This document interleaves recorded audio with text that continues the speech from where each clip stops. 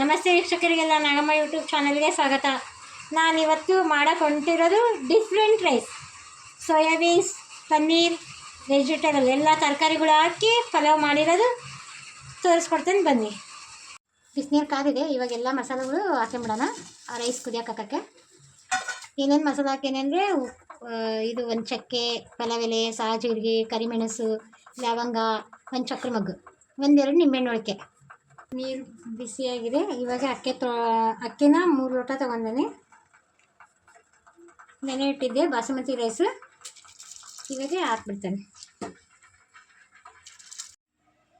ಇವಾಗ ಎಲ್ಲ ಮಸಾಲೆಗಳು ಯಾವ ಥರ ರೆಡಿ ಮಾಡೋದು ಅಂತಂದು ತರಕಾರಿಗಳು ಹಾಕಿ ತೋರಿಸ್ಕೊಡ್ತೇನೆ. ಕ್ಯಾರೆಟ್, ಬೀನ್ಸ್, ಹೂಕೋಸ್, ಸೋಯಾಬೀನ್ಸ್, ಪನ್ನೀರ್, ಗರಂ ಮಸಾಲ ಒಂದು ಅರ್ಧ ಸ್ಪೂನು, ಧನಿಯಾ ಪೌಡ್ರ್, ಅರಿಶಿನ, ಖಾರ ಪುಡಿ, ರುಚಿಗೆ ತಕ್ಕಷ್ಟು ಉಪ್ಪು, ಚಿಲ್ಲಿ ಫ್ಲೇಕ್ಸ್, ಮೊಸರು. ನೋಡಿ ಮಸಾಲೆ ಎಲ್ಲ ಚೆನ್ನಾಗಿ ಮಿಕ್ಸ್ ಮಾಡಬೇಕು. ಮೊಸರೆಲ್ಲ ಹಾಕಿ ಚೆನ್ನಾಗಿ ಮಿಕ್ಸ್ ಮಾಡಿದ್ದಾನೆ. ಇವಾಗ ಒಂದು 5 ನಿಮಿಷ ಇದು ಬಿಟ್ಬಿಡೋಣ. ಅಲ್ಲಿ ರೈಸ್ ಏನಾಗಿದೆ ನೋಡೋಣ. ನೋಡಿ ಪಾತ್ರೆ ಕಾದಿದೆ. ಇವಾಗ ಒಂದು 4 ಸ್ಪೂನ್ ಎಣ್ಣೆ ಹಾಕ್ತಾನೆ, 4-5 ಸ್ಪೂನು.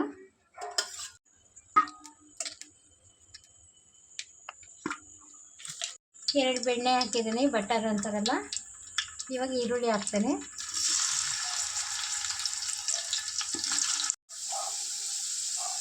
ಎರಡು ಮೆಣಸಿನ್ಕಾಯಿ, ಶುಂಠಿ ಬೆಳ್ಳುಳ್ಳಿ ಪೇಸ್ಟ್.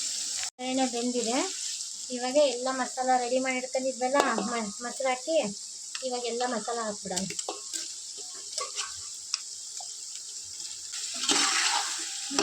ನೋಡಿ ಈ ಥರ ಚೆನ್ನಾಗಿ ಮಿಕ್ಸ್ ಮಾಡಬೇಕು. ಒಂದು 5 ನಿಮಿಷ ಕುದಿಬೇಕು. ಸಣ್ಣ ಪನ್ನೀರ್ ಕಟ್ ಮಾಡಿಟ್ಕೊಂಡೀನಿ, ಅದನ್ನು ಫ್ರೈ ಮಾಡ್ಕೊಂಬಿಡೋಣ. ಬೆಣ್ಣೆ ಹಾಕ್ತಾ ಇದ್ದಾನೆ.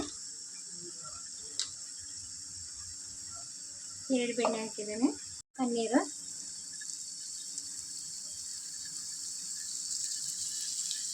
ನೋಡಿರಿ, ಈ ಥರ ಪನ್ನೀರ್ನ ಬ್ರೌನ್ ಕಲರ್ ಸ್ವಲ್ಪ ಬರೋ ಮಟ್ಟ ಫ್ರೈ ಮಾಡ್ಕೊಂಬಿಡ್ಬೇಕು ರೈಸಿಗೆ. ಈ ಥರ ಮಸಾಲೆ ಎಲ್ಲ ಚೆನ್ನಾಗಿ ಕುದೀತಾ ಇದೆ.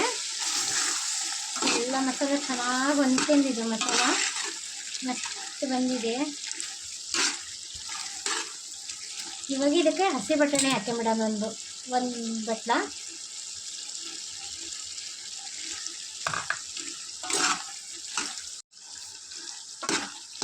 ನೋಡಿರಿ ಎಷ್ಟು ಚೆನ್ನಾಗಿ ಬಂದಿದೆ ತರಕಾರಿ ಎಲ್ಲ.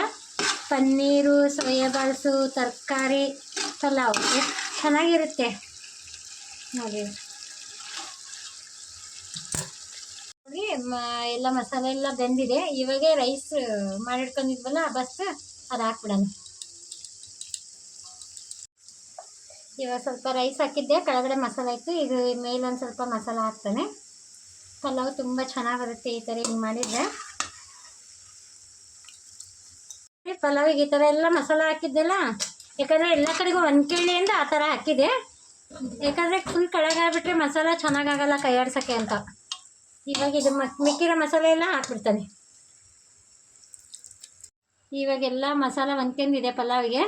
ಈಗ ಒಂದು ಸ್ವಲ್ಪ ಕೊತ್ತಂಬರಿ, ಪನ್ನೀರು ಈ ಥರ ಫ್ರೈ ಮಾಡಿಟ್ಕೊಂಡಿದ್ದೆಲ್ಲ, ಈಗ ಪನ್ನೀರ್ ಹಾಕ್ಬಿಡೋಣ. ಇವಾಗ ಮೆಲ್ಲಕ್ಕೆ ಸ್ವಲ್ಪ ಮೇಲೆ ಕೆಳಗೆ ಮಾಡ್ಕೊಳ್ರಿ. 1-2 ನಿಮಿಷ ಬಿಟ್ಬಿಡೋಣ. ನೋಡಿ ಸೋಯಾಬೀನ್, ಪನ್ನೀರ್, ತರಕಾರಿ ಹಾಕಿ ಮಾಡಿರೋ ಅಂಥ ಪಲಾವ್ ಎಷ್ಟು ಚೆನ್ನಾಗಿ ಬಂದಿದೆ. ತುಂಬ ಚೆನ್ನಾಗಿ ಬಂದಿದೆ. ಎಲ್ಲರೂ ಒಂದ್ಸರಿ ಮಾಡ್ಕೊಳ್ರಿ.